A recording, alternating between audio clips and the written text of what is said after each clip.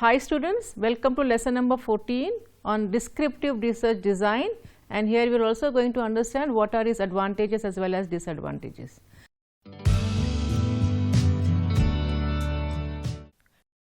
A brief introduction.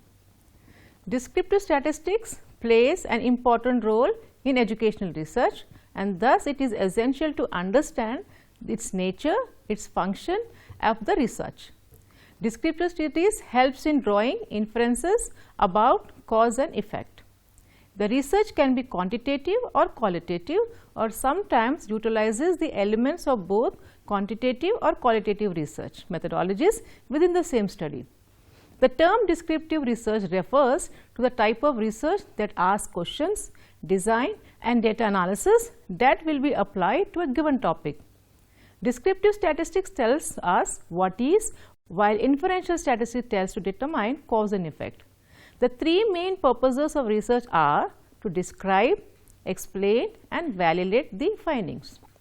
Description emerges following creative exploration and serves to organize the findings in order to fit them with the explanations and then test or validate those explanations.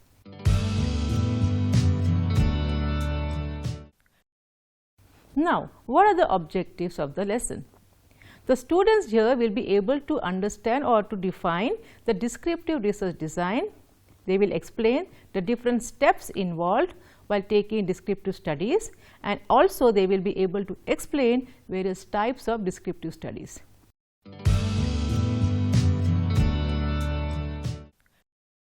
Now, what is the design for descriptive studies? The major goal of a descriptive research is to describe the events, phenomena and situations. The descriptive study, as the name suggests, describes as accurately as possible the characteristics of a group of people or a community. A researcher who is interested in studying people of a community, their age and sex composition, caste-wise distribution, religious groups, level of education, occupational status and other aspects, designs his study as descriptive design. Some researchers may use this design to know the proportion of the people in a particular population, to study the opinion on smoking in the public areas as crime introduced by the government of Andhra Pradesh, or who favor dowry or feel that students' election should not be encouraged in educational institutions. The major emphasis in descriptive studies is on the discovery of ideas and insights. As the name suggests, descriptive studies are concerned with describing the characteristics of a particular individual or of a group. In this design, the researcher must clearly define what he wants to measure and must find adequate methods for measuring the relation between these variables. The design must be rigid and not flexible and must focus on the various issues, such as they have to formulate the objectives of the study, which includes why the study is being taken up and what the study is about. Second, should design the suitable methods of data collection, that includes which tool has to be used for gathering the data. Third, selection of sample. It means how many people need to be consulted for gathering the information. Fourth, data collection, selecting the universe where the data need to be gathered and how much time is required to complete the study. Fifth, processing and analyzing the data. Sixth, documenting or reporting the findings. Generally, in descriptive research, the data can be collected in a single situation pertaining to single time period, that is called as one-cell design, or single set situation pertaining to two periods, or comparison study between two situations in one single period or two situations in two different periods.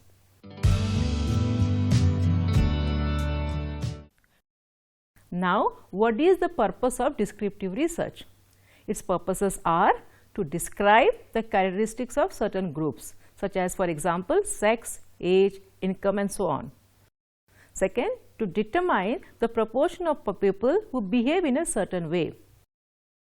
Third, to make specific prediction. Fourth, to determine the relationship between the various variables. and it's very common to use descriptive research to examine difference between groups or other relationship between variables.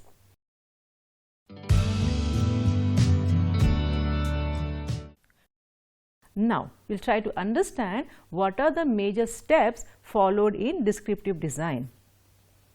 For ensuring dependability, we have to follow certain steps or specific steps in conducting a descriptive research. Now, let us understand each step carefully. First one, select and state a research problem. You can find innumerable research problems in the field of open and distance education. Obviously, we cannot study all the problems. It is hence extremely important to select a research area that can make meaningful contribution to the understanding of the state of the art in open and distance education in the concerned area for alleviating problematic situation and improve it further. Also, you must consider feasibility of conducting a research study given the time, resources and your own capabilities. For example, you would have read in the newspaper that for the census 2011, several million people are involved. Several million terms of papers were consumed and so on. The cardinal principle is to choose a research problem that is not too small to be insignificant, but not too big to be impossible. The choice of research problem can be significantly facilitated by a careful examination of the situation occurring in the field through study of documents, consulting others familiar with the situation, consulting research studies carried out in the field earlier and relevant to the area of the problem you plan to study. That is, examine, review of research carried out by scholars and your own perceived concern. Remember, you must document your findings and understanding of the situation based on this exercise. This will help you to figure out availability of existing knowledge in the field, the contradiction as well as the gaps that exist in the knowledge in the concerned area of your interest. Usually, choice of a research problem is guided by either contradiction or gaps. Where there is no research, then it will be a bigger problem. Next step is to define and state a research problem. The statement should be self-explanatory, at the same time precise. For example, a statement like a study of socio-economic status of distance education students in India is both short and specific. It specifies the scope of the study, namely socio-economic status, distance education students as a sample and India as a geographical spread. Before you formulate your research problem, you will be better advised to examine statement of research problem from the journals and reports documenting research in distance education. Second major step is to state research objectives. Stating research objective is the first level of specification. Statement of research objective is the second but very important stage of specification. Under this, you state objectives with respect to each of the major variables, descriptive relationships and causal relationship to be covered by your study. Next major step is formulating a hypothesis. Please remember, research hypothesis facilitates conducting research by testing the hypothesis, but need not be a necessary component of all research problems. Formulation of hypothesis must be based on scientific assumption based on valid data and information. Next major step is we define the variables in descriptive research. As much as any scientific research in social and behavioral sciences, defining variables occupies a very important space. There are two issues here. First is the choice of variables that you want to include in your study. Let us ask back our example of study of socio-economic status of distant education students in India. There can be very large variables in socio-economic status. You need to choose only such variable that will contribute to better understanding of the situation with respect to the students in distant education. Second is defining the variables. Sometimes you may need to define in the context of the study, called operational definition. For example, economic status may mean employment status, monthly earning of the learner, monthly earning of the family, per capita expenditure on the family, etc. Since you may not be able to accommodate all the different parameters of the variable economic status, you may have to create your own operational definition to describe the meaning of economic status specifically to your study. Another important step is to define a sample. Sample is a subset that should represent the population. In terms of feasibility, you may be able to collect data, say, from 400 distance education students. These 400 students should be able to represent the few million students enrolled in open and distance education. To ensure that representativeness of the population, you need to resort to sampling techniques. In descriptive research, such representativeness is often established by resorting to some kind of randomization, especially stratified randomization. Selection or construction of research instruments are directly linked to the choice and definition of variables. Depending upon the nature of the variable, you may construct or select from an existing repertoire of questionnaires, standardized tests, inventories, data blanks, various types of scales and quasi-scales, etc. Although it is desirable that every research instrument is reliable and valid, it may not be possible in all cases. For example, the questionnaire or a data blank may not necessarily be standardized and possess tested psychometric properties, but it is important to subject such instruments to field trial so that you make sure that you can depend upon the data collected through such instruments. Another important step is to collect the data. There are several techniques of collecting data for descriptive research. Most common in the field of education is collecting data by personally administrating the tool constructed for the study. The other alternative is to mail questionnaire or online surveys. The response rate is in personally administrated mechanism of data collection is high. It also assures quality. Response rate in mailed questionnaire all over the world is very low, often below 10%. So, to get response from foreign distance education student, you must send research instruments to about 4,000 students. Besides, it is wasteful and expensive, difficult to ensure quality. Also, respondents and non-respondent students may upset your sampling design. Third is the online response for data collection. Online surveys are most economical as very large number of students can respond. Another important step after collecting of data is analyze the data and interpret the results. After data collection, data must be carefully screened, cleaned, classified, tabulated and then analysis to find the results. Depending upon the objectives and hypothesis, you may use descriptive statistics like central tendencies or go further to use correlational statistics to describe relationship between various variables. You must then make an effort to interpret results, explaining the reasons for the results that you found, explaining possible reasons of relationship between various variables, various events and phenomena. For example, if rural distance education students drop out more than their counterparts, you must put forward your assumption and argument why is it so. And the last step is to write a research report. Final stage in carrying out a descriptive survey is writing the research report. The research report must contain all the elements and stages mentioned. Argument is a necessary component of a research. You must argue at every stage. Why did you select the problem? How did you arrive at the statement objectives and hypothesis?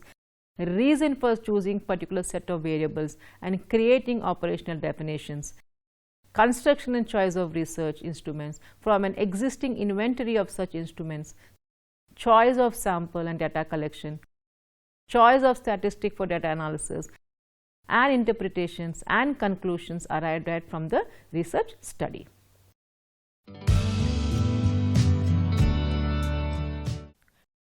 Now, what are the various types of descriptive studies? There are a number of descriptive study designs options, including correlation studies of population as well as case study or report and cross-sectional surveys among individuals. Each of these descriptive study design provides information of various characteristics of person, place or time, and each has unique strengths and limitations. Now, let us get to know about these different descriptive study designs. We begin our understanding with correlation studies. Is already mentioned earlier, uses data from entire populations to compare disease frequency between different groups oblique segments during the same period of time or in the same population at different points of time. Correlational studies explore the statistical connection between disease in different population groups and estimated exposures in groups rather than individuals. For example, they may correlate anemia rates by country with estimates of low birth weight or low intake of iron rich foods or parasitic infestation such as hookworm infestation, etc. So, correlational studies are used to look for relationship between variables. The correlation coefficient denoted by R is a descriptive measure of association in correlation studies. This coefficient, that is, the value can vary between +1 and -1, which quantifies the extent to which there is a linear relationship between the exposure and disease. Interestingly, while correlational studies can suggest that there is a relationship between variables, finding a correlation does not prove that one variable causes a change in another variable. In other words, correlation does not equal causation. For example, a correlational study might suggest that there is a relationship between dietary components and coronary heart disease, but it cannot prove that a change in one variable causes a change in the second variable. Other factors might play a role, including lifestyle habits, stress, and a myriad of other variables. Correlational studies are therefore useful for the formulation of hypotheses. For example, correlation data can raise the hypothesis that consumption of N3 fatty acids can decrease the risk of coronary heart disease. Testing this hypothesis would require the design and conduct of analytic studies among individuals, which would account for the effect of other risk factors. We will learn more about analytical studies in the coming chapters.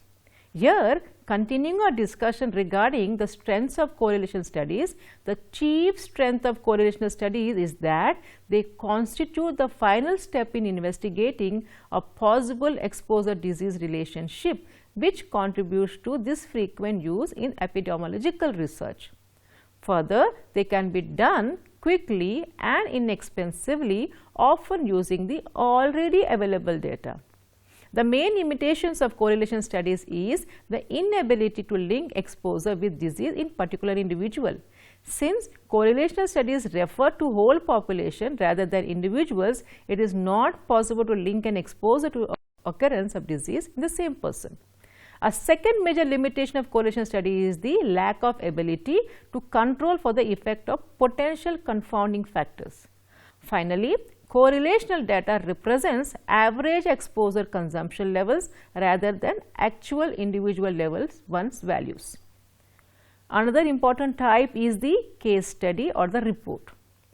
Case study or the report is a form of qualitative descriptive research that is used to look at individuals or a small group of participants or a group as a whole. It refers to the collection and presentation of detailed information about a particular participant, event, institution or a small group, frequently including the accounts of subjects themselves. While using case study, researchers do not focus on the discovery of a universal generalized truth, nor do they typically look for cause-effect relationships. Instead, emphasis is placed on exploration, observation and description. We are already aware that in research, the scientist studies variables. The case study typically examines the interplay of all variables in order to provide as complete an understanding of an event or situation as possible. So, this type of comprehensive understanding is arrived at through a process which involves an in-depth description of the entity, that is, the person, situation, event that have been studied and evaluated, and the circumstances under which it is used, the characteristics of people, processes involved in it, and the nature of the community area in which it is located.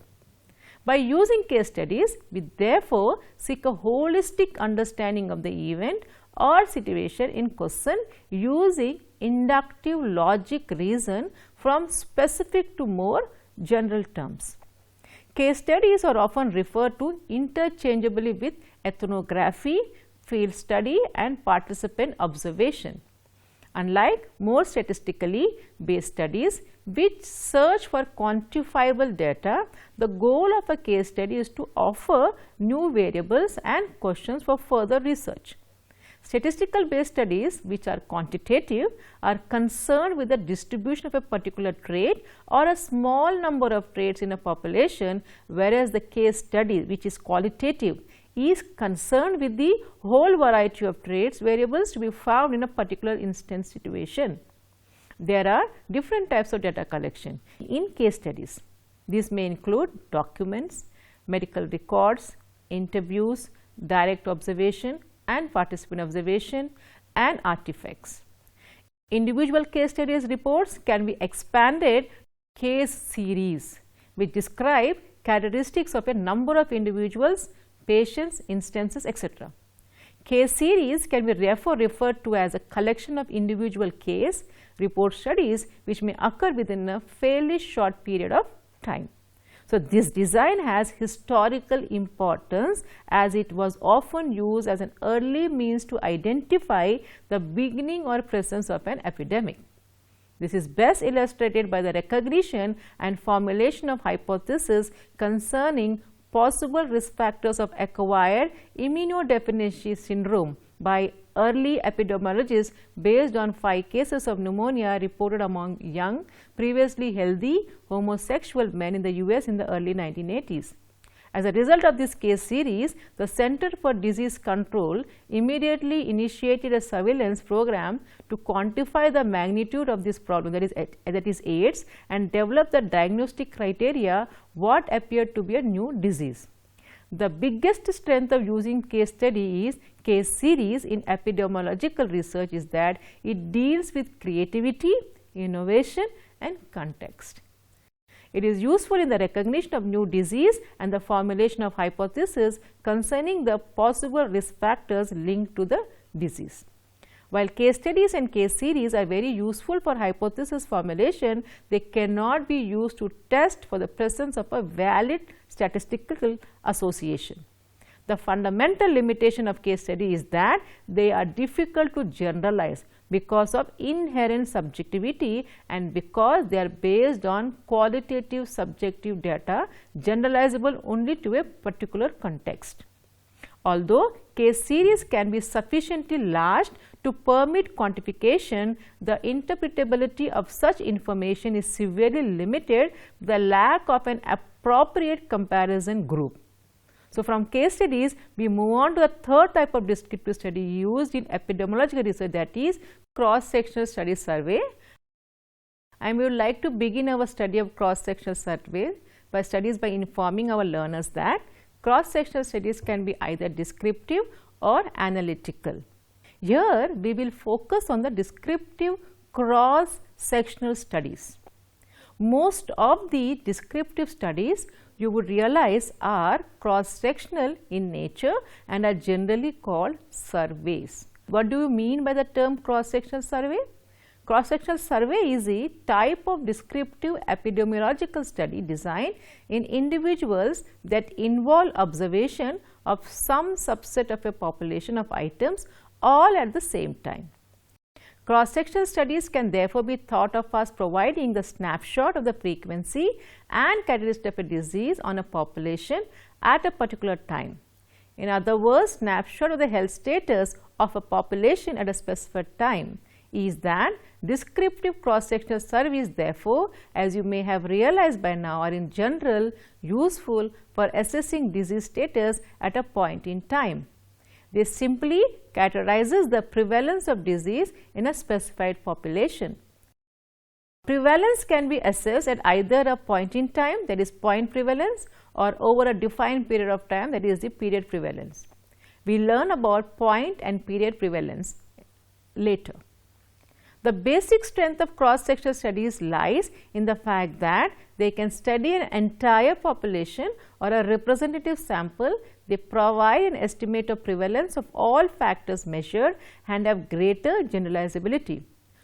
Note here that descriptive cross-sectional studies are generally used for planning or administrating preventive or health care services, surveillance programs, and surveys and polls. Further, it is important to note that cross-sectional studies are useful only at finding some kind of association rather than for testing the hypothesis. This aspect, that is the biostatics, as you may have realized by now, is true for all descriptive studies. Analytic cross-sectional studies, in contrast, compare the proportion of exposed person who are diseased with the proportion of non-exposed person who are diseased. One example of cross-sectional surveys in India is the AIDS Prevention Control Project, which has been implemented intensive HIV/AIDS prevention activities in Indian state of Tamil Nadu since 1995. The project launched the first wave of behavior surveillance survey in 1996 and followed up with successive surveys in 97, 98 and 99 to observe trends in high-risk behavior among selected population groups. In Tamil Nadu, these subpopulations included persons at high risk such as female sex workers, bridge groups such as truck drivers and their helpers, who have a significant sexual contact with both high and low risk groups and moderate to low risk groups with varying socio-demographic characteristics such as factory workers and students. The Indian National Family and Health Survey is yet another widely known example of cross-sectional demographic and health surveys that have been carried out in several developing countries with the primary purpose of collecting information on health, fertility and other family issues from ever married women of fertility age. The first phase of NFHS-1 was completed between April 92 and August 93 with a sample of ever married women of age between 13 and 49. The second wave of NFHS-T1 was completed between November 98 and December 99, sampling of ever married women of age 15 to 49. Each survey contained reports from approximately 90,000 women sampled from all Indian states using a stratified and clustered survey design. The largest component of the survey is an individual questionnaire administered to each ever married woman of fertility age in the sample. The questionnaire also includes information on health, contraception and fertility preferences as well as a complete birth history and very detailed information on the health status of younger children. Such data are of great value to public nutritionists and policy makers and administrators in assessing the health status and healthcare needs of the Indian population. With a review of the cross-sectional surveys, we end our study of descriptive epidemiological studies. I hope you would have got a good insight into descriptive studies, their strengths and limitations.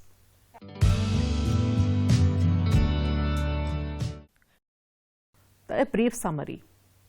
Descriptive studies was the main focus of study of this lesson, and descriptive studies, as the name implies, deals with describing the general characteristics of disease distribution, particularly in relation to person, place or time.